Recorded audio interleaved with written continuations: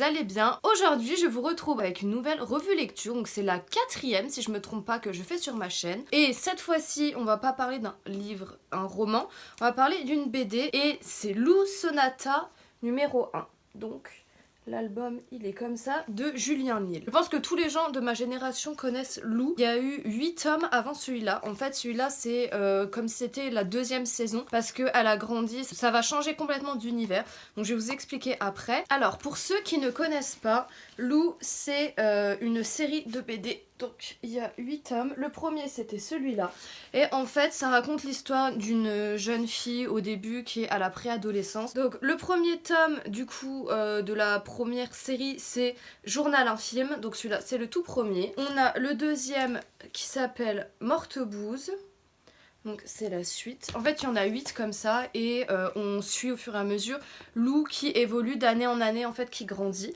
On a le troisième qui s'appelle Le cimetière des autobus, le quatrième qui s'appelle Idylle, le cinquième qui s'appelle Laser Ninja. Alors j'essaie de vous montrer un peu sans que la lumière brille de trop dedans pour que vous voyez la couverture. Le sixième qui s'appelle L'âge de cristal. Donc on voit déjà que le personnage a évolué, que les dessins ont évolué, qu'elle a grandi. Le septième, La cabane. Pardon, hop.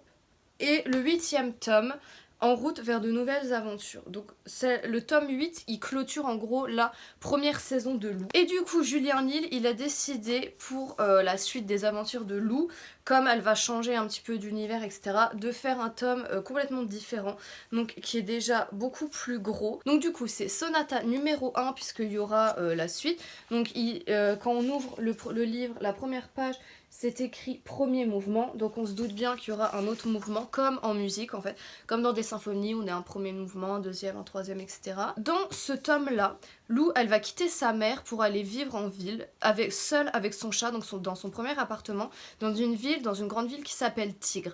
Alors toutes les villes, le nom des villes sont fictifs, il n'y a pas de villes qui correspondent aux villes comme on a en France ou autre, par exemple il aurait pu mettre à Paris, etc. Non, mais ça fait référence à une grande ville un petit peu comme Paris ou n'importe quelle autre grande ville en fait en France. Du coup elle prend son premier appartement toute seule dans la ville de Tigre.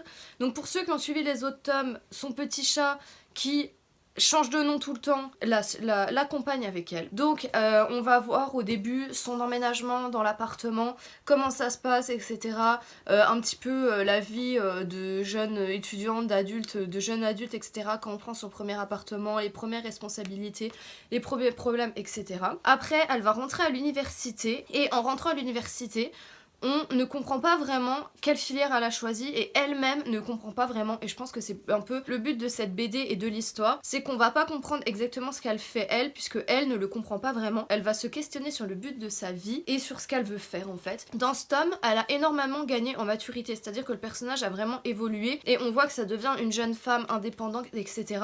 et qu'elle a complètement changé par rapport à la Lou adolescente beaucoup plus jeune ou même jeune femme, etc. qu'on avait vu dans les derniers tomes, et que tout ce qu'elle a appris dans sa vie dans les autres tomes, ça se répercute en fait dans ce tome là sur sa vie maintenant et sur comment elle a évolué. Alors elle va rencontrer plein de nouvelles personnes qui ont rien à voir avec ses amis qu'elle avait avant. Ses amis qu'on voyait beaucoup dans les autres tomes, on va les voir très peu, ils vont pas faire vraiment irruption dans sa vie là, elle va se construire une nouvelle vie et elle va vivre de plein de nouvelles expériences aussi, ce qui va un petit peu la faire grandir, et on voit qu'elle évolue aussi en maturité au fur et à mesure du livre. Alors du coup comme je disais, le tome est plus long et plus gros que les autres, mais il est toujours aussi bon et toujours aussi captivant.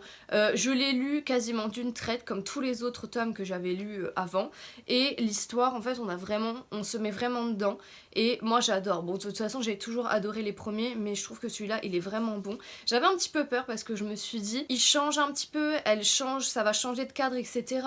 On aura plus les personnages comme sa mère, comme son petit frère, etc. Mais on va la retrouver toute seule, donc est-ce que ça va être bien ou pas? Et au final j'ai adoré. Il y a une petite nouveauté, c'est que l'album, quand on le finit, à la fin on tombe sur une page où on nous dit qu'il faut télécharger une application.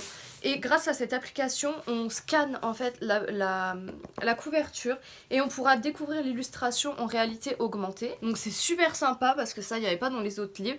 Et aussi, en scannant la dernière page, ça nous renvoie sur plusieurs applications de musique, donc Spotify, Deezer et autre chose, pour pouvoir lire de nouveau l'album en écoutant la bande originale de l'album là.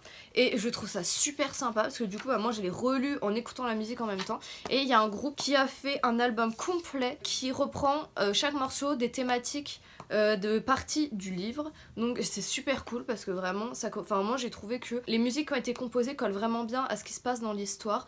Alors c'est pas des musiques avec des paroles ou quoi, c'est plus une musique d'ambiance, mais du coup c'est super cool d'écouter la musique en lisant le livre. Pour ceux qui ont lu le tome 8, les papounes font leur comeback dans ce livre là, mais purée, j'ai trop envie de savoir mais qu'est-ce que c'est que les papounes, c'est fait de quoi en fait? Si quelqu'un sait, si quelqu'un a une info sur ça, mais dites-le moi en commentaire parce que franchement j'ai trop envie de savoir parce qu'on parle des papounes. Les papounes c'est un truc qui se mange, hein. C'est une spécialité et les papounes on les retrouve là-dedans, mais à aucun moment on nous dit c'est composé de quoi. On voit à quoi ça ressemble, mais franchement j'ai trop envie de savoir, moi ça m'intrigue vraiment. Qu'est-ce que je peux dire de plus dessus?